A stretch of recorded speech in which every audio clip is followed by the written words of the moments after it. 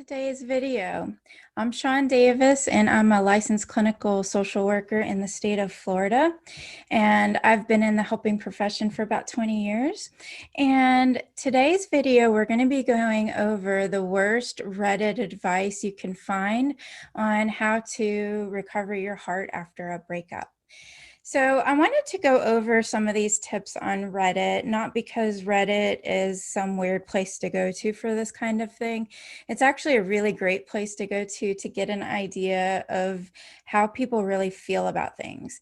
And so that was the inspiration for going to Reddit, is to get just a real honest perspective of what people are kind of thinking about breaking up and ideas we pass on to one another, that sort of thing. So when I went down the Reddit rabbit hole, what I found was some really common ones and some really messed up kind of advice.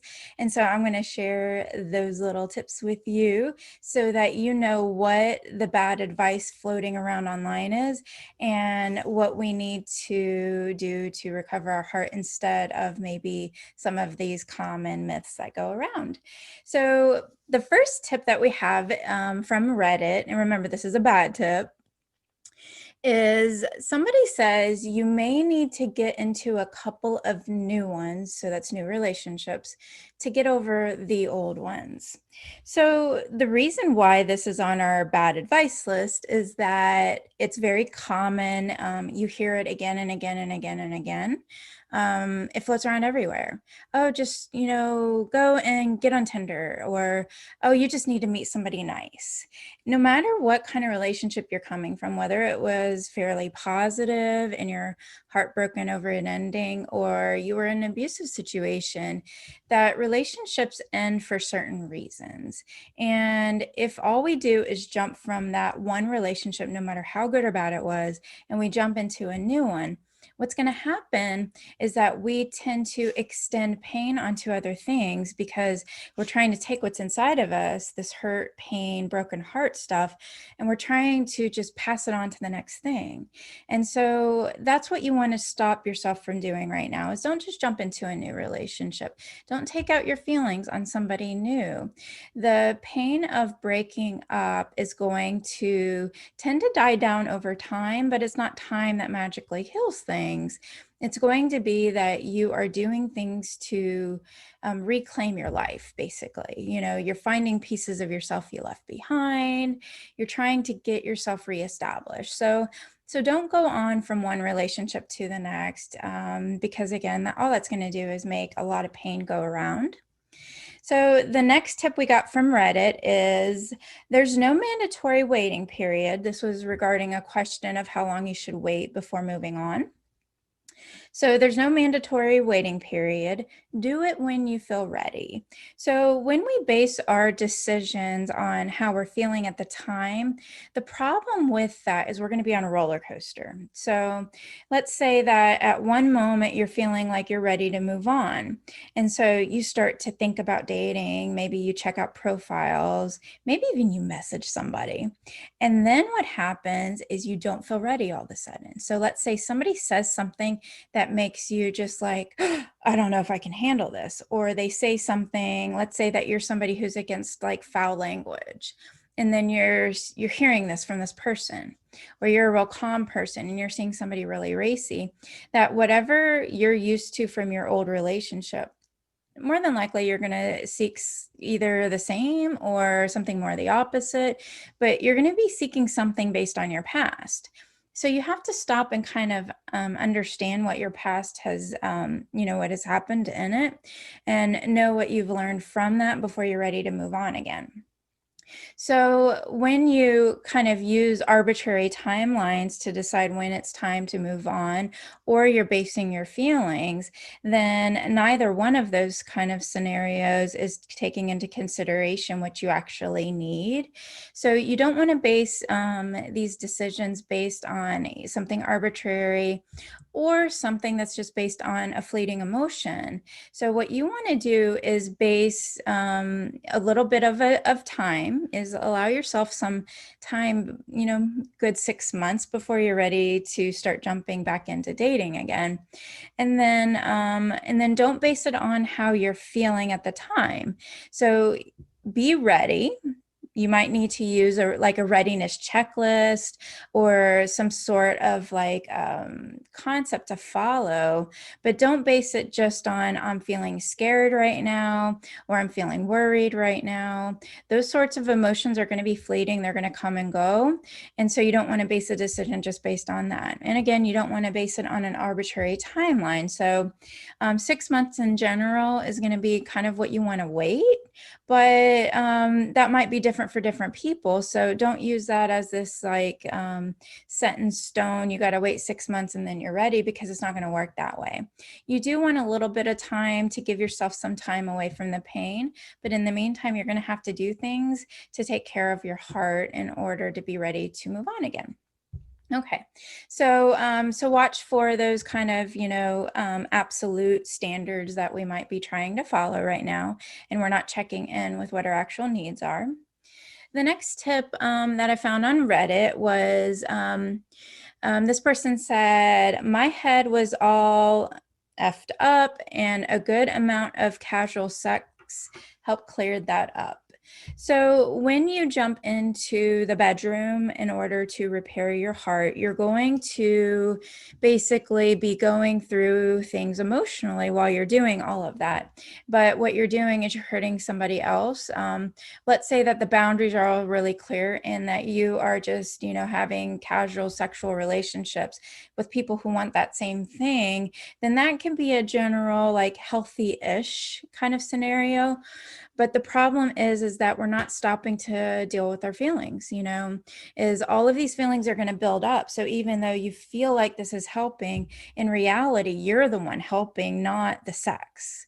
So the sex is something that creates a sense of safety or dominance. It creates a sense of, maybe entitlement. And whatever it is that you're struggling with, if you use sex as that thing that makes you feel better, the problem is that you're always going to need sex for that, and you're not going to be able to understand the real pain story behind that. So be careful if we're using any one thing to try to heal.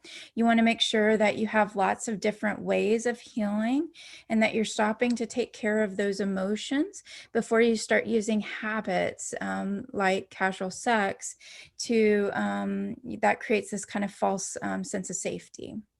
Okay. All right. So when we then go on to the next tip, we have somebody says, just always keep asking women out. You can never have too many options. So this was a Reddit piece of advice about just how to get yourself out there. And this person was saying that you just need to keep asking people out. So this is a variation of basically the numbers game, where if you ask enough people out, you're not trying to ask out people that are going to be interested in the things that you're interested in, but instead you're just focusing on asking as many people out as possible. And the problem with that is it's going to create a ton of rejection. It might make it harder after a breakup when you have more rejection experiences to try to get through. You're going to find that might be a really hard thing to get through. So we want to make sure that we're pushing through this kind of urge to just fill in the gap with somebody new, because you will definitely always be able to fill that gap in with somebody, but you're not really learning from your pain story. You're not learning how to make it better for yourself for the next time. Okay, next piece of advice. I like to have something lined up before I break up with her so that I don't have to wait. I usually don't overlap more than a couple of days. So this was a person saying that before they break up with somebody, they have another person lined up so that they don't have to wait between dates. And so when you pile on a lot of people, this is kind of the opposite of loyalty and commitment in a relationship.